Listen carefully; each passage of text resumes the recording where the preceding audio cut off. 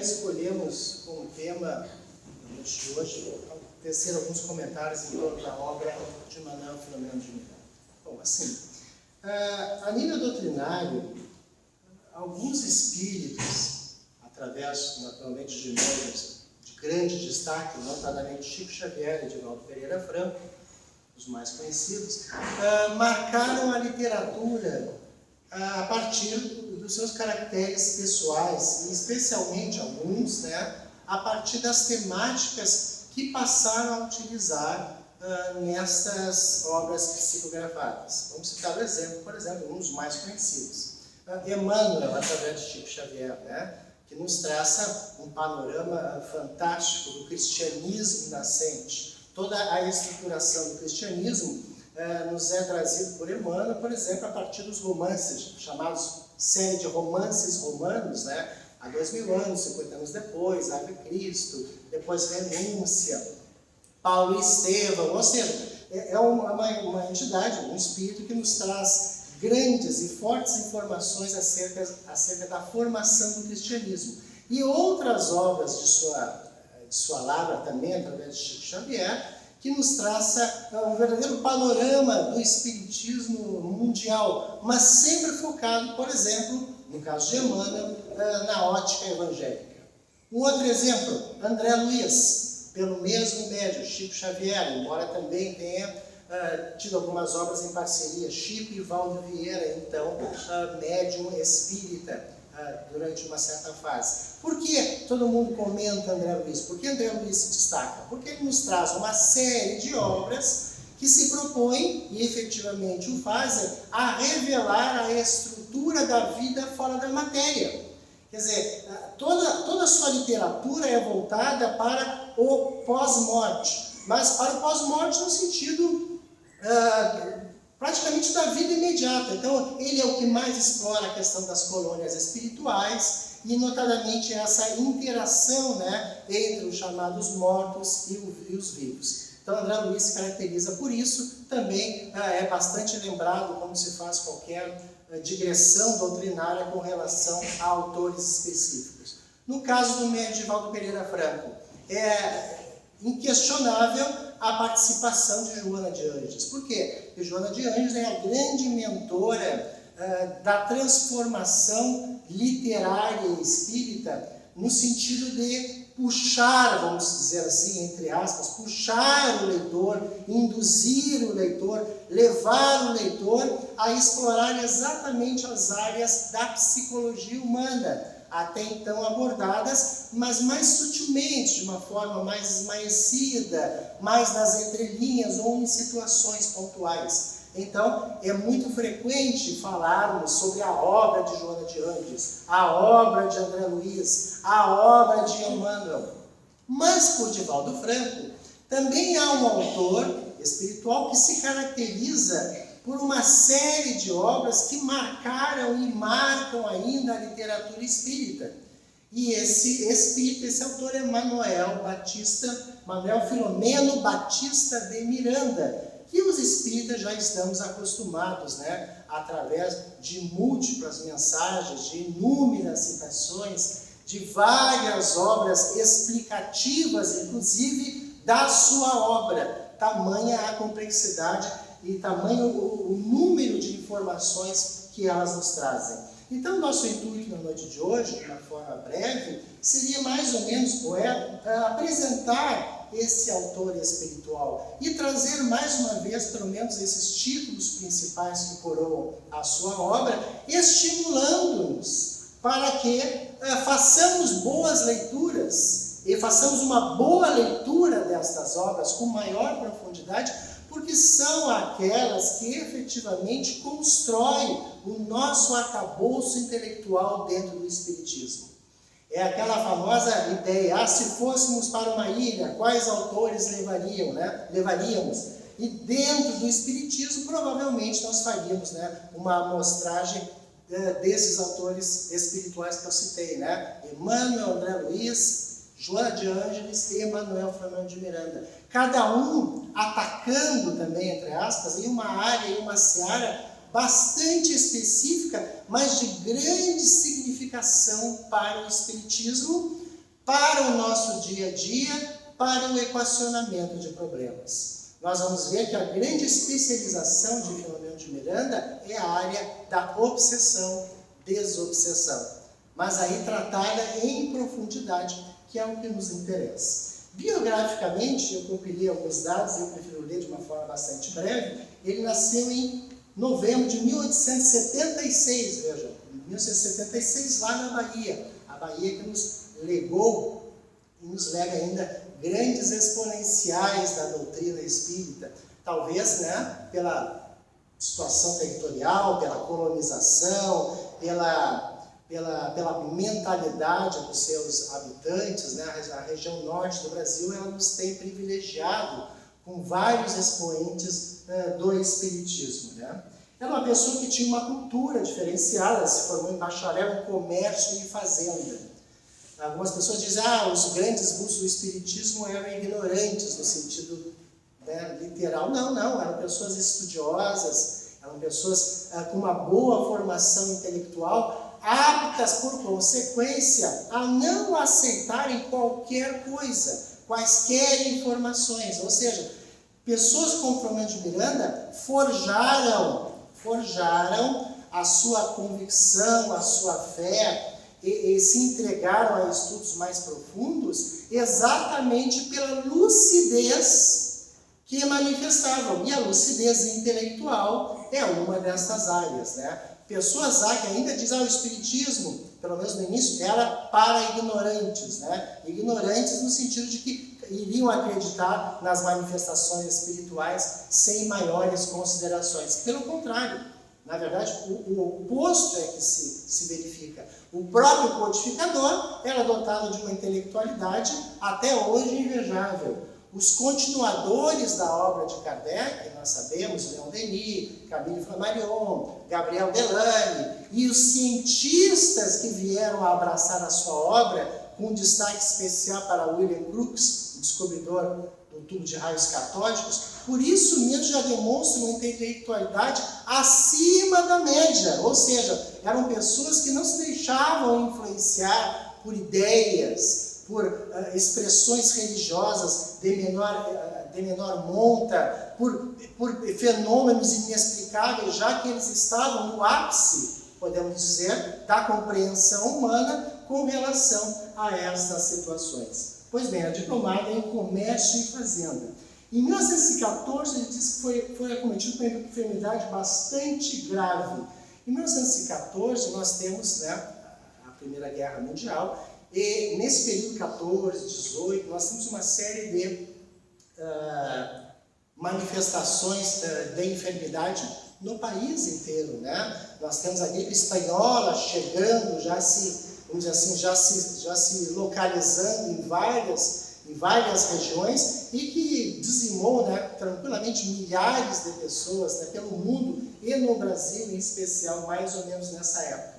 Acometido dessa grave enfermidade, ele, não há ainda uma informação muito clara, ele foi curado por um médium, chamado Saturnino Fávila. O que eu gostaria de destacar? A questão das curas, né? A questão das curas são questões relativas, né? Curar, não curar, né? Nós temos que relativizar esses conceitos. O espiritismo em si não cura ninguém. Ele favorece, sim, os processos de autocura.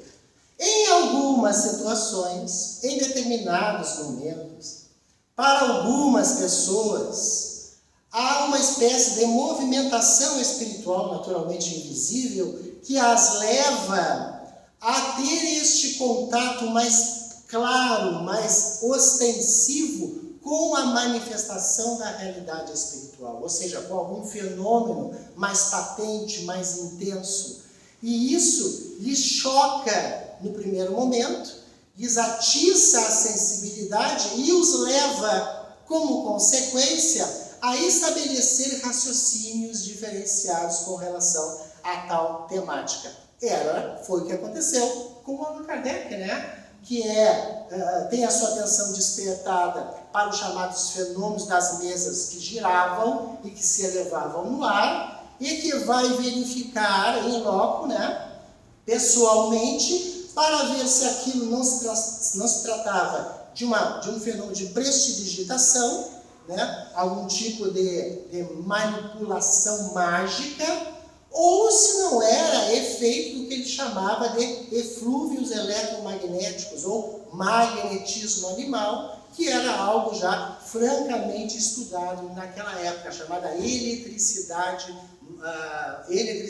animal, ou ou magnetismo animal. E é por isso que ele tem a sua atenção chamada pelos fenômenos e passa a estudá-los, e a partir daí, né, monta toda essa estrutura maravilhosa que é o Espiritismo. Manuel Filomeno de Miranda, também acometido de uma enfermidade, é levado ao encontro deste médium e tem a tal enfermidade curada. Agora, provavelmente o que tem acontecido foi uma situação espiritual que o levou até ter contato com este médium, e a partir de um processo magnético ou intervenção espiritual direta, efetivamente ele teve uma grande melhora, uma sentida melhora, ou até mesmo a cura de uma moléstia superficial. E por que eu menciono isso, né? Porque há moléstias e moléstias. Recordo-me de Arigó, e todos nós conhecemos, já ouvimos falar de José Arigó, o grande médium, o cirurgião da faca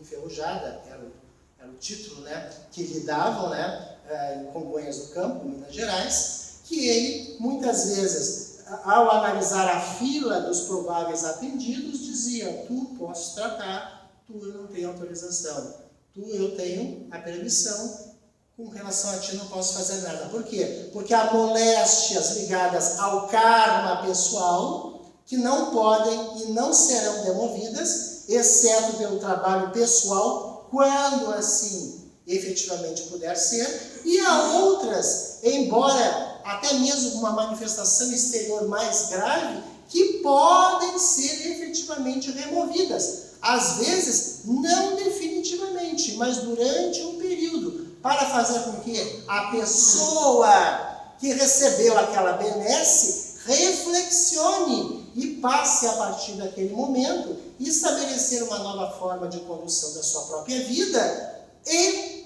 ou lançar-se ao estudo aprofundado das causas daquela cura.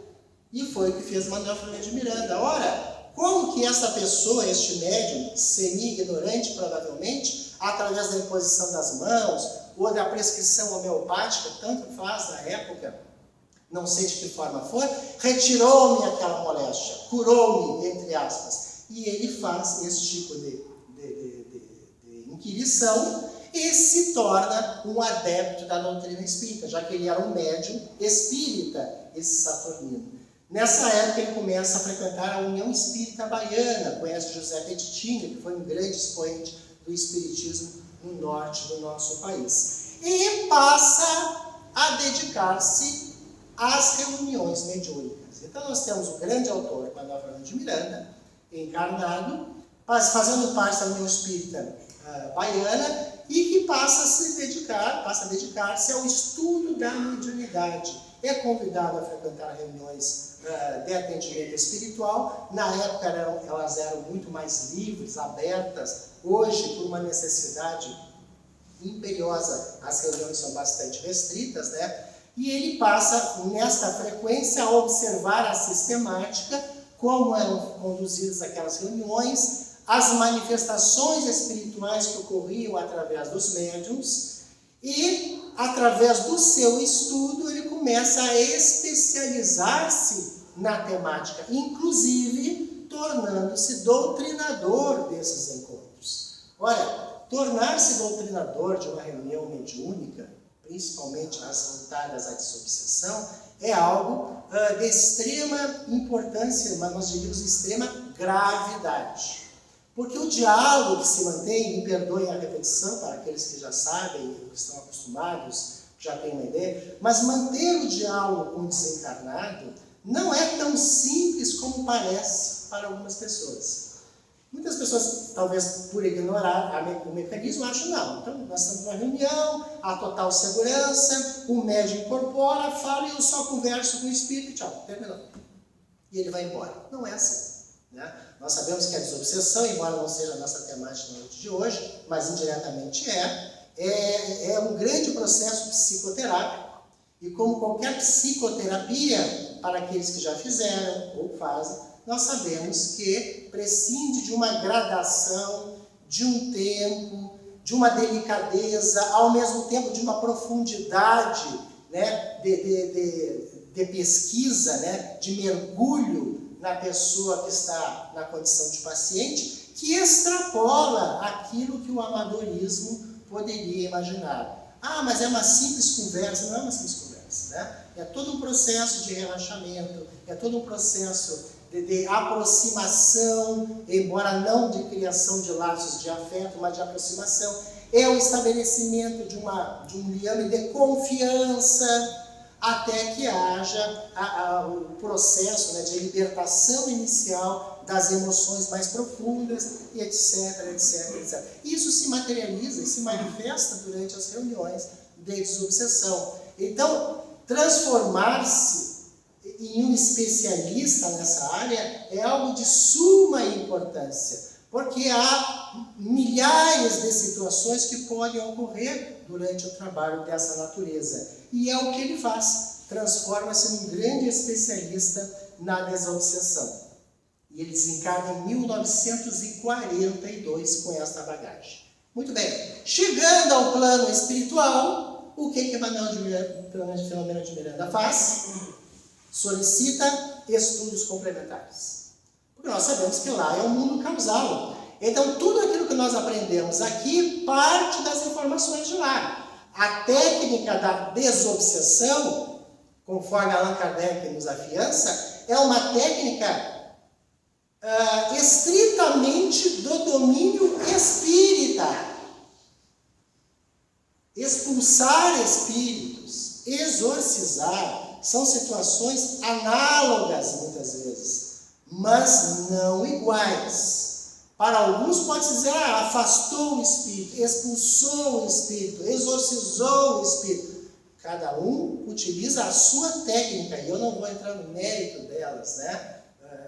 Inclusive com relação aos chamados efeitos colaterais, que é tipo uma medicação, né? A medicação mal empregada pode se traduzir em efeitos colaterais, ou seja, desobsidiar alguém, a tarefa da desobsessão, longe deve estar de qualquer ato de expulsão de agressividade, né? Inclusive o Evangelho já nos afiançava com relação a isso, com relação a essa temática, explicando que a expulsão dos espíritos perseguidores, se fosse feita, ele usa a expressão por uma questão da tradução, se fosse feita de forma equivocada, acarretaria que ele sairia, palavras evangélicas, do corpo desta pessoa e voltaria com mais 6. E aí seriam 7 a perturbar aquele que antes lhe abrigava. Vejam que a palavra evangélica é bem intensa, é bem dura, mas é muito realista.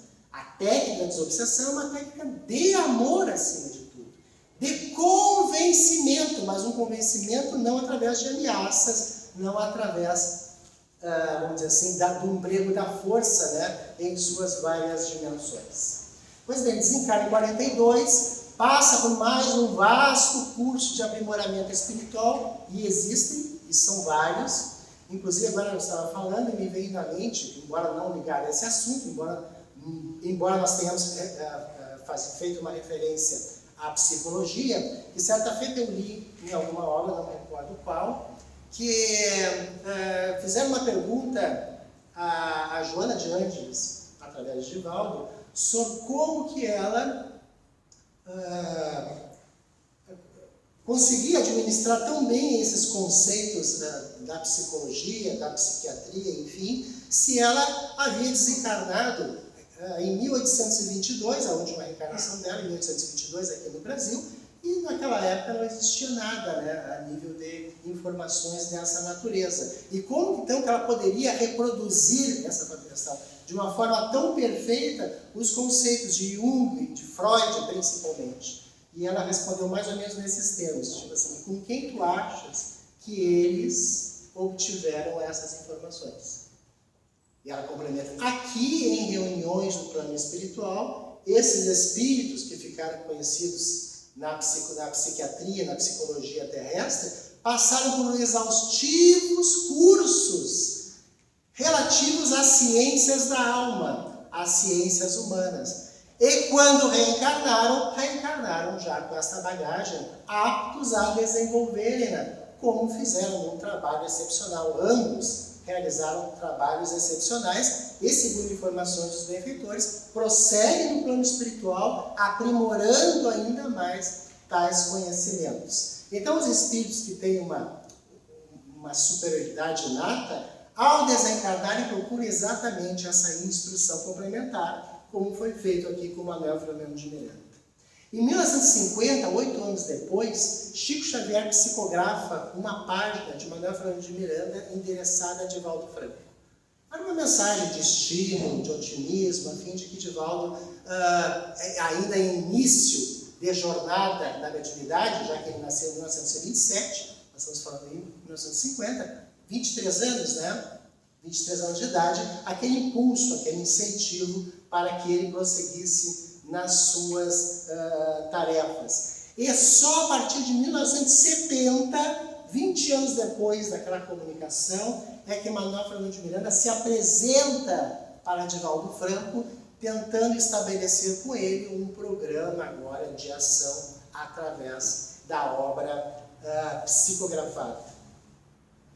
Joana de Ângeles o convida para escrever. Os grandes médiuns, né, só tem autorização de receber determinados espíritos a partir da aquiescência do seu mentor espiritual. Então, os médiuns não estão sujeitos a qualquer espírito que resolva escrever por seu intermédio no momento ou na hora que quiserem. Me lembrei de outra situação interessante agora com Chico Xavier. Em 1960, mais ou menos 62, não me recordo a data, Chico Xavier disse que foi procurado pelo espírito Monteiro Lobato, que disse que gostaria de escrever alguma coisa por ele. E o Chico disse, não tem problema, meu irmão, sem problema, tal. Quem sou eu para negar? E Emmanuel interferiu e disse, não, Lobato, disse para o Lobato, para o Chico, não, Lobato, tu não tens condições de escrever pelo Chico agora, porque o teu nome está envolvido numa polêmica muito grande no Brasil por causa do petróleo. E Monteiro Lobato se manifestou em relação ao petróleo quando encarnado naturalmente, né? Então, essa polêmica que pode surgir a partir da tua intervenção mediúnica é desnecessária para o movimento espírita. Então, o senhor aguarde e não vai ter autorização. Este é o papel dos benfeitores espirituais. Exatamente fazer esse controle, essa triagem, porque os médiuns não têm essa percepção, essa capacidade, essa lucidez, a tal ponto de saberem o que é útil para a sociedade num determinado momento e o que não deve vir em virtude da polêmica que poderá causar. Então, com a aquiescência de Joana de Ângeles, ele começa a escrever a sua obra através de Divaldo Franco.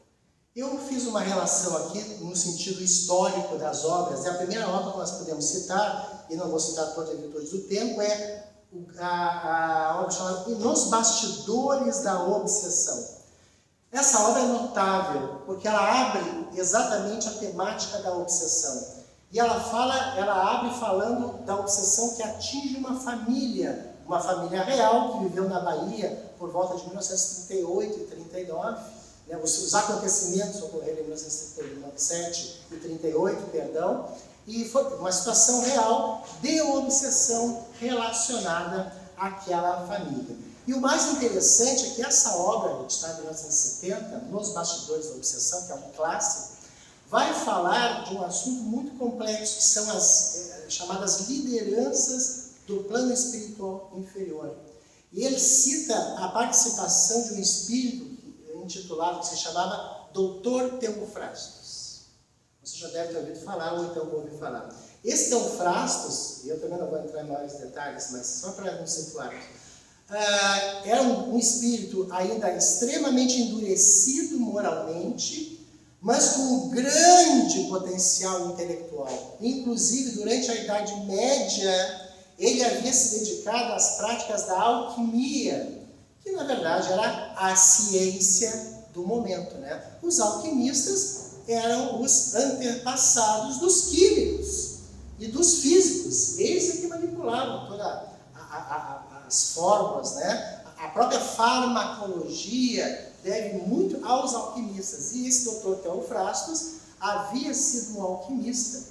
E, em virtude de sérios compromissos envolvendo essa família, né, associou-se ao mal e permaneceu durante 400 anos aproximadamente na liderança de uma região do astral inferior. Então, uma obra que trata de uma manifestação envolvendo uma família cujas relações ou cujos os laços originais remontam a vários séculos no passado. Né? Então, situa o leitor nessa relação interessante, né? Até para comprovar para nós, espíritas, que muitas vezes nós dizemos isso é efeito da vida passada. Não, às vezes, alguns efeitos das nossas vidas, os chamados efeitos kármicos, remontam a séculos. Não à última existência, remontam a séculos. A fatos que fizemos ou deixamos de fazer, ou a relações que estabelecemos e que vêm a se concretizar a partir de uma reaproximação 200, 300 anos depois. Porque a lei é de equilíbrio ou de reequilíbrio. Então ele deve acontecer em algum momento da nossa trajetória evolutiva. Se não pode ser agora, nessa vida, na próxima. Se não pode ser na próxima, na outra. Mas em algum momento é necessário que haja um reequilíbrio. Porque aí nós podemos dizer assim, que podemos zerar as nossas contas e retomar essa caminhada de uma forma diferenciada. O segundo livro de 1974, chamado Grilhões Partidos. Grilhões Partidos essa obra abre um acontecimento social no Rio de Janeiro, onde vai ser feita a apresentação de uma debutante à sociedade. 15 anos. No dia do debut, ela é tomada por uma presença espiritual que acusa o pai de uma série de coisas, ou seja, literalmente um rebuliço se instala a tal ponto que ela, uma moça, uma jovem absolutamente sadia até então, é internada numa instituição psiquiátrica. E o autor espiritual faz toda a análise do processo obsessivo e do que ocorre também dentro das instituições psiquiátricas, pelo menos à época, né, nos desvelando um panorama bastante interessante. Tramas do Destino é a próxima obra, editada em 1976, também, como o próprio nome está referindo, né, traz a história de uma família envolvida em dramas bastante intensos, inclusive relacionados à manifestação da hanseníase, né, da lepra, que é, vamos dizer assim, uma prova de extrema magnitude, né, de extremo significado, e é uma das situações mais marcantes no sentido provacional que nós podemos ainda, que nós tentamos administrar ainda nos tempos atuais. Há pessoas que imaginam que a hanseníase está erradicada, não está. É uma realidade, é um fato. Ainda a lepra, né, utilizando-nos da expressão evangélica e antiga, já que não é mais adotada pela medicina, né, nos tempos atuais, sim, a hanseníase, né, é algo que ainda existe, ainda está presente, só que agora naturalmente tratável, né, e já não se busca a exclusão social do indivíduo como se fazia até alguns anos atrás, né? Nós temos a nossa colônia de Itapuã, aqui, né, que funcionou até provavelmente 1970 e pouco, 1980, que cuidava de pessoas leprosas, portadores de mal de Hansen, que eram, na verdade, excluídas da sociedade. E tivemos isso. Isso é uma citação que vem lá do Evangelho, né? As piores referências à dor e principalmente à exclusão social, ao abandono afetivo, estão relacionados à lepra no Antigo Testamento, né? Que se manifesta de uma forma muito intensa e bastante deplorável. Eu sugiro, como já sugeri em outra oportunidade, a leitura de um livro chamado A Extraordinária Vida de Jesus Gonçalves. Né? Apenas uma referência. Jesus Gonçalves viveu aqui em São Paulo, na década de 40, se não me falha a memória, 30, 40, e foi acometido do mal de Hansen, né, da lepra. Né? Ele foi excluído da sua família, levado por escolta policial, como se fazia naquela época para o sanatório de Pirapitingui, e lá ficou até a sua desencarnação, apresentando os mais graves sintomas da lepra, né? A perda de membros, a perda da estrutura nasal, etc. E tal. Mas por que o destaque dessa obra? Porque ele era materialista convicto. E no sanatório existiam algumas expressões, alguns pequenos grupos mediúnicos, dizia ele, né? Posteriormente. Grupos que faziam pequenas reuniões, né? Espíritas, podemos dizer que sim. E ele achava aquilo uma baboseira, uma coisa assim, completamente alienada, né? Até que um dia, tomado por dores excruciantes, segundo as suas próprias palavras, ele coloca um copo de água em cima da mesa e diz: Deus, se tu existe, coloca a medicação nessa água, me faz diminuir esses sintomas. E ele espera um pouco, olha para a água e toma. 15 minutos depois ele está sem aquelas dores, né? Naturalmente, não curado de nada, mas sem aquelas dores. E passa a partir daí a interessar-se pelos fenômenos, integra esses grupos internos, funda a Sociedade Santo Agostinho dentro da instituição do Sanatório de Pirapitingui, casa-se posteriormente com uma interna que é médium, cega, médium vidente, médium de ectoplasmia também, de efeitos físicos, e se transforma em um espírita absolutamente notável no sentido das suas manifestações, inclusive levando o espiritismo para além das fronteiras do sanatório, né? Através de cartas, inclusive que ele envia para Chico Xavier, para Divaldo, que vão aconselhando no transcorrer do seu desenvolvimento espírita e no avançar da sua moléstia. E recebe a revelação, ainda no sanatório, confirmada por Chico,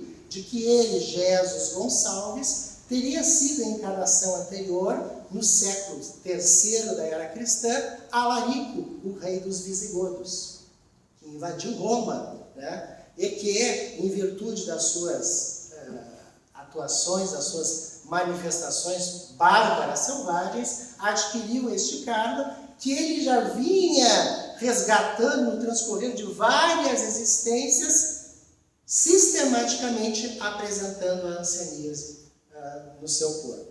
Então, é uma obra notável, nós teremos o destino, embora não fale especificamente dele, mas trata de situações similares, né, dessas chagas da alma. E ele termina a sua existência material, para concluir com relação a Jesus Gonçalves, dizendo, deixando uma frase: Alarico, o leproso, Jesus, o rei. E fazendo a inversão, porque através da lepra ele cultiva a espiritualidade. Enquanto na carne, na posição de Alarico, o rei dos visigodos, ele era efetivamente um leproso da alma. Nas Fronteiras da Loucura. Nas Fronteiras da Loucura é uma obra editada em 1982, é muito interessante, porque ela retrata a estrutura espiritual durante o Carnaval no Rio de Janeiro. Então, os espíritos, Bezerra de Menezes inclusive, descrevem toda a tessitura espiritual, desde a formação dos blocos carnavalescos, a inspiração dos trajes carnavalescos, né? Até a atividade dos espíritos imiscuindo-se dentre aqueles que estavam dispostos a experimentar aqueles dias todos de sexo, de drogas, enfim, de excessos. Naturalmente, né? Deixando de lado as pessoas que têm uma posição saudável com relação ao carnaval, né? O espiritismo, quando se manifesta com relação ao carnaval, a gente deve assumir essa posição, né? Todo excesso em qualquer área, né, denota um desalinho e uma chance de nós trazermos para a própria vida, para a própria existência, uma série de desconfortos, uma série de problemas. Toda a expressão de prazer, vamos dizer assim, que seja comedida, razoável, naturalmente não nos traz, né, esse ônus, né, embora sempre nós estejamos, né, nas proximidades daqueles grupos ou daquelas eventuais interferências que possam atingir aquelas pessoas que são, entre aspas, inocentes dentro de uma coletividade, né? Mas é interessantíssima essa obra.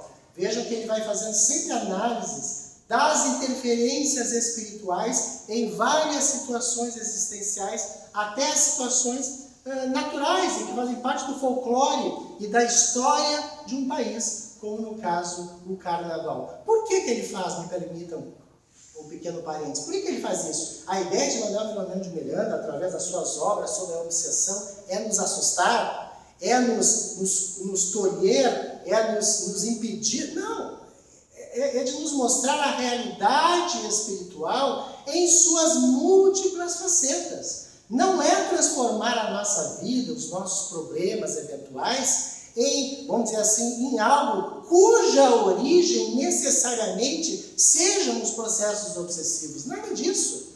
Mas para demonstrar que em determinadas situações, algumas manifestações psicológicas, mentais em desalinho, algumas doenças, algumas enfermidades, alguns insucessos familiares, alguns crimes, alguns fatos graves podem e têm origem nas vinculações espirituais inferiores, cabendo-nos, a partir deste conhecimento, instalarmos, sim, processos detectivos, né? E processos que nos impeçam de entrar, né? Por consequência, nos impeçam de entrar dentro dessas correntes espirituais negativas, que é o foco maior do Espiritismo. O Espiritismo não convida as pessoas para a desobsessão, mas convida as pessoas para a profilaxia, para o impedimento da instalação do processo obsessivo, que é externo, e auto-obsessivo, que é o que nós fazemos muitas vezes, continuamente, com nós mesmos, os chamados processos autodestrutivos, as crises psicológicas desnecessárias, os processos depressivos desnecessários ou de longa duração, né? O pessimismo, etc. e tal, são processos auto-obsessivos e, por consequência, autodestrutivos, que o Espiritismo procura abraçar no sentido de nos fazer evitar entrarmos nesta seara. Então, essa é a obra relacionada ao carnaval. Depois temos painéis da obsessão, que eu não vou entrar no mérito do nosso tempo. Loucura e Obsessão é uma obra muito interessante que eu destaco aqui, dentre as várias, eu gostaria de fazer um destaque dessa, porque na obra Loucura e Obsessão, o que ocorre? Há uma visitação, uma pesquisa, uma análise do plano espiritual, Bezerra de Menezes também participa desta obra, que faz uma visitação durante alguns dias a um centro de Umbanda. Muito interessante. Por quê? Porque nós temos preconceitos. Nós temos pré-ideias, nós formamos ideias, nós formamos conceitos sobre determinadas práticas. Ainda que não sejamos adeptos dessas práticas, porque fizemos uma opção diferenciada em nossas vidas, né? Cabe-nos respeitá-las.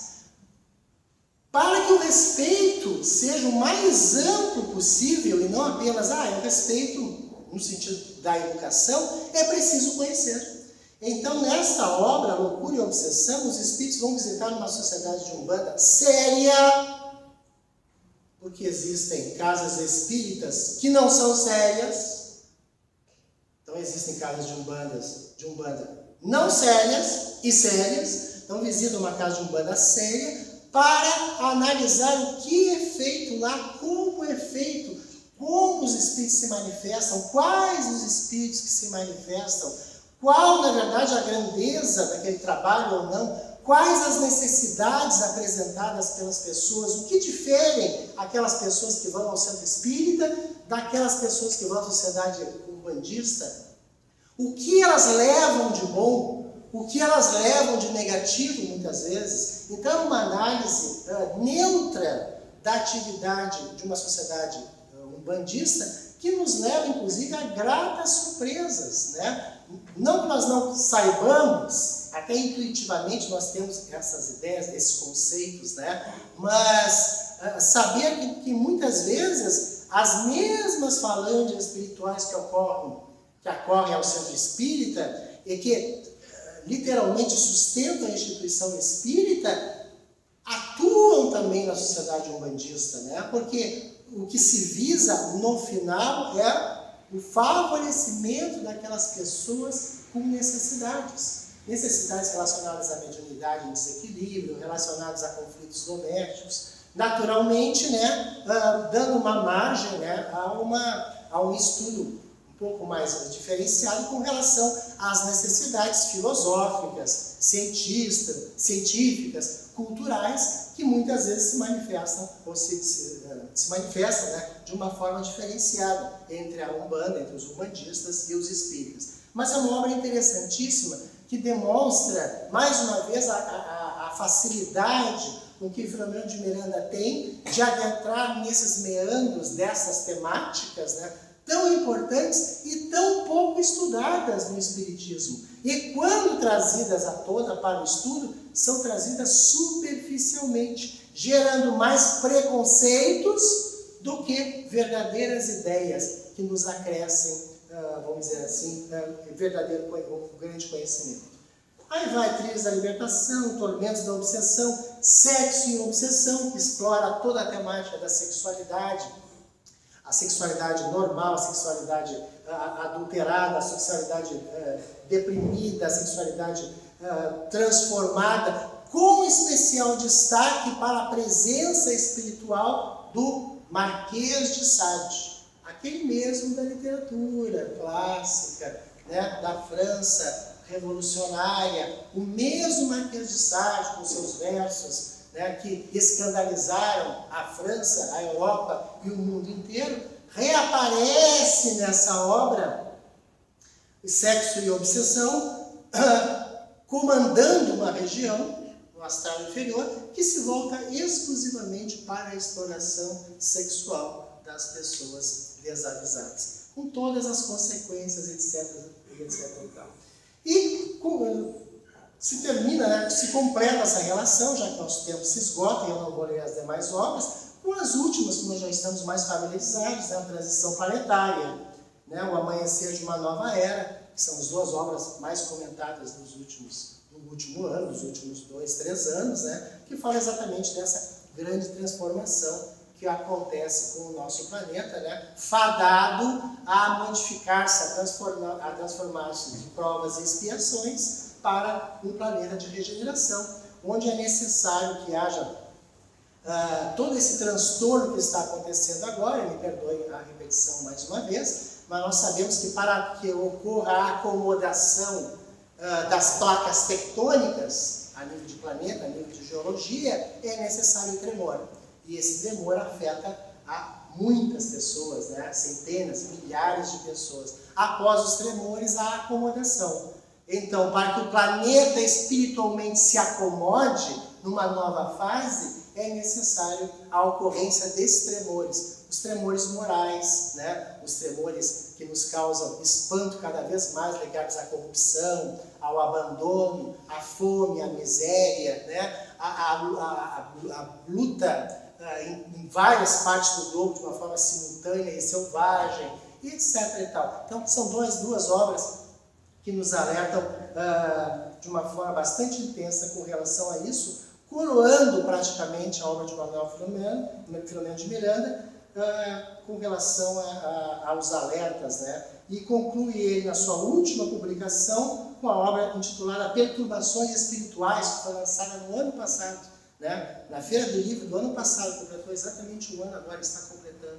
Onde Perturbações Espirituais, que mantém um nexo com essas duas obras anteriormente citadas, mas se preocupa um pouco mais em nos chamar a atenção para os processos de desagregação que podem ocorrer nas sociedades espíritas, a obsessão interna, a obsessão das instituições espíritas, entre os líderes, entre os coordenadores, entre as pessoas que representam a casa, né, demonstrando-nos ou trazendo-nos quadros bastante interessantes dessas lutas que não poderiam ser estabelecidas, porque acabam por, vamos dizer assim, desagregar a célula maior, né, que é a casa, que muitas vezes, inclusive, tende a perecer em função disso. Então, Fica a sugestão para que nós tenhamos boas escolhas na literatura que vamos